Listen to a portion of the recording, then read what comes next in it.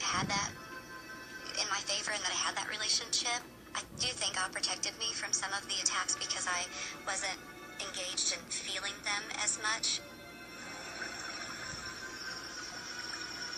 At different points could actually see the attacks happening, and I felt like I was looking at them from afar, and I felt as if my mind was being reserved and held to try to stay calm and to find my way of escape, but that my body was the one just being attacked.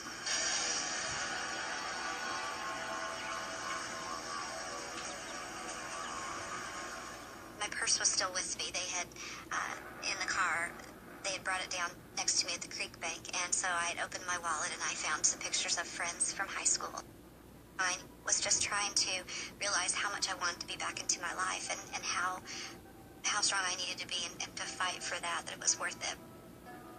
They came back down over the creek bank under the bridge and saw me looking at the pictures and grabbed them and quickly started just asking who these people were.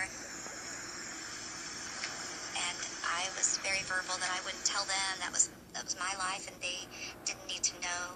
They didn't care anything about me. They threw him into the water.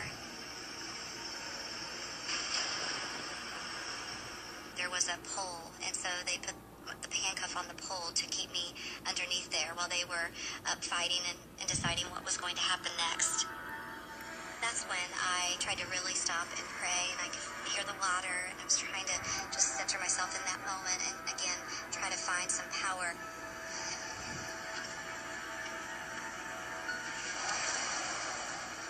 I heard the car start. At that moment, no one was underneath the bridge with me, and I had a little cry out of excitement thinking they were leaving. I didn't know how I was going to get off of the pole and out of the handcuff, but I actually started to tear up and thinking they'd made a decision to leave, and I was wrong.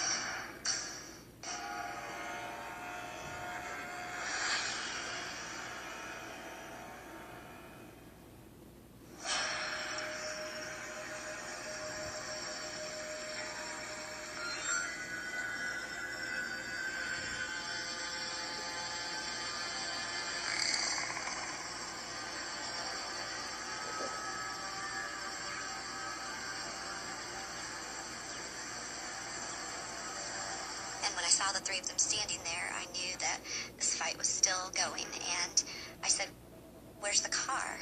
And they said he had to go to work.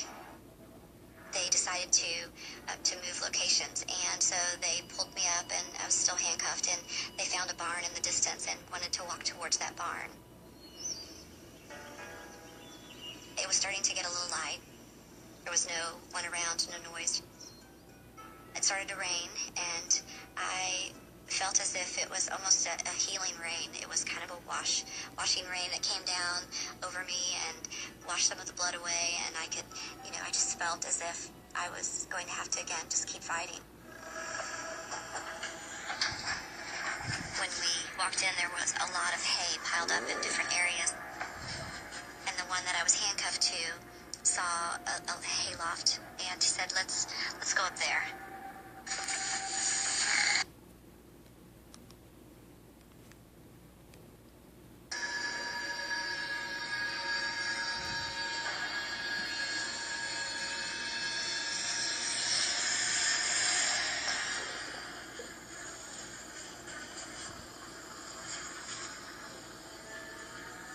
At some point, the youngest of the group came back up into the loft, and he handcuffed himself to me again, and I just sat quietly and didn't say anything, just hoping that he was not there to assault me again, because he was probably the most brutal.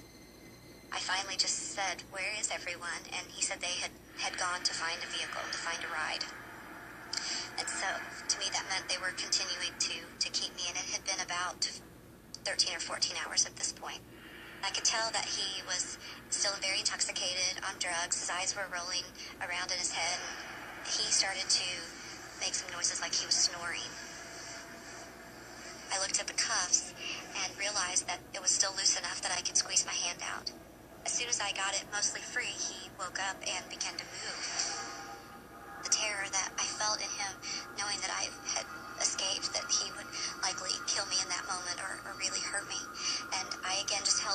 so that he wouldn't realize that it was free. And he kind of fell back asleep and was rolled over to the side, and my heart was beating. It was such an intense moment. I knew this was the only second I had, and I had to make it work.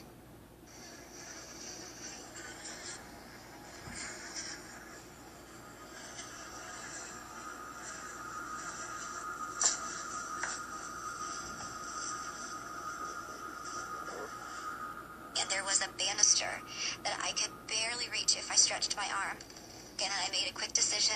I pulled myself up, hanging from my left arm from that banister, and I swung myself out. I just rolled over, and I stopped, and I looked up, and he did not move. I just kept expecting him to be there, and he wasn't. And I didn't know where to go. I didn't know where the others were. But I could see a house in the distance. I just began to run. It's like an awful Halloween movie you see where the person is standing behind you lurking with a knife. And I went towards the house, and as I got closer, I could see toys in the yard, outdoor toys from kids. I kind of collapsed. And then an older woman came to the door and brought me inside, and I collapsed in her arms and tried to form some words, but nothing was coming out, and I ran towards the bathroom, and I just looked into the mirror and saw a shell of a person, and knew it was me, but knew also that I was not there. And I stopped and tried to just calm down and figure out the words to tell her.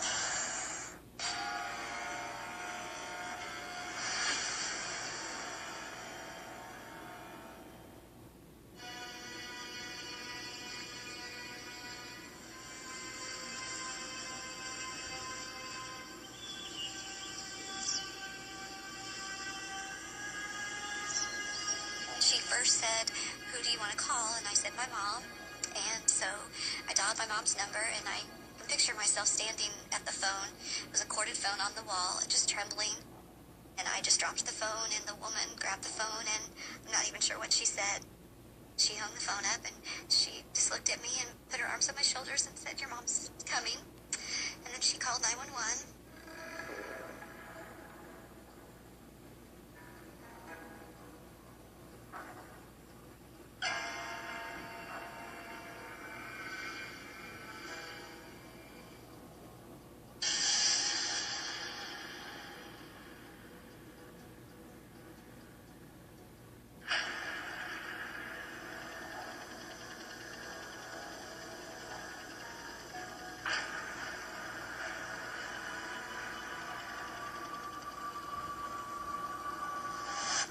I kind of was just thrown back into life, where everyone thought I should just be living normally and that it shouldn't be affecting me. You're altered. Your chemical balance is altered. Everything inside of you, you see things differently. The way you respond to people, to touch, to sounds. And so I had to change the way that I was living my life. It would be easy to just hunker down and let the unknown and the pain and the violation just overtake me, because living felt really as hard as dying would have. But I believe the hope was always there, and I just had to find it. I had to work hard to find it, and it was a choice every day. I survived because I wanted to triumph over the tragedy. I wanted to honor my family and my faith, and I wanted to not let them win, not let them take away and destroy my family and my future.